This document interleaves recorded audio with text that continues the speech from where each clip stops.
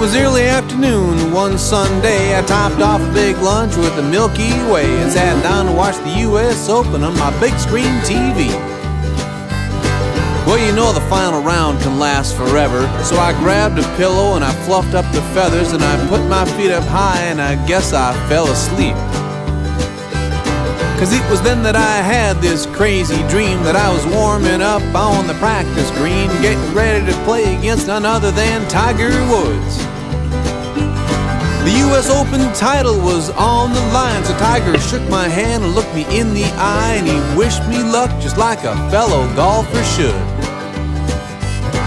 Well, Tiger had the honors on the first tee, and he striped it so far that even he flashed a big old smile when it landed in the short grass. Now, I was sure I was going to hit a worm burner, so I gripped my driver just a little bit firmer, and I hit a weak slice into the rough and got out of there fast.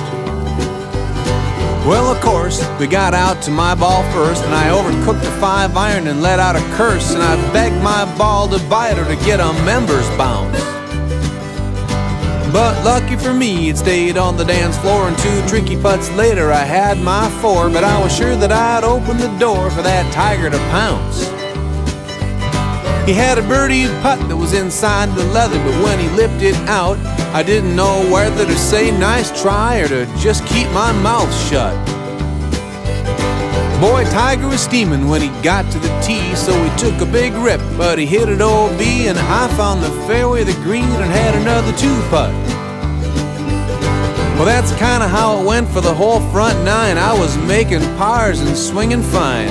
The Tiger was scrambling and struggling just to stay within reach. So when we made the turn, I was ahead by 3 in the U.S. Open. Well, who would have believed that I'd be leading on Sunday afternoon at Pebble Beach? Then I got stupid and swung for the flag on 10, even though I knew it was a sucker pin. I caught it thin and it plugged in the sand on the short side.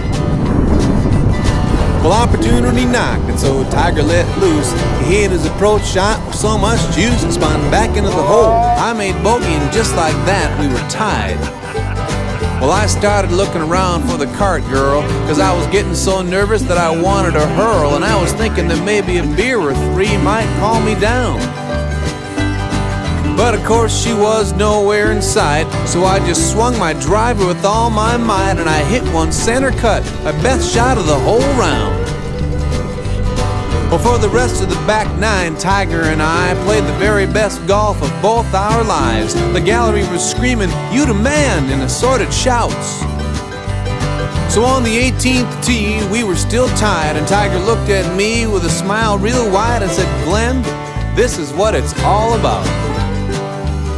And on the final green, we both had putts to win it all. And when mine went in and Tiger's didn't fall, I was the unlikely winner of the U.S. Open Championship. But now remember, this whole story was just a dream, and when I woke up, I saw the TV screen and Johnny Miller was standing there giving me a golf tip. Yeah, Tiger had won by 15 strokes, and I was still just an ordinary bloke who couldn't beat Tiger if he gave me 10 shots aside. But I love the game, and even though I'm a hack, I grew up cheering for Arnie and Jack, and I still watch them every chance I get in my double wide. Anyway, I got out of my chair and went out to the range, and a thought occurred to me that was kinda strange as I was pounding slices off one of those rubber tees. Yeah, I wondered if someone as great as Tiger Woods, who advertises Buicks and plays so good, ever takes a nap and dreams about beating me.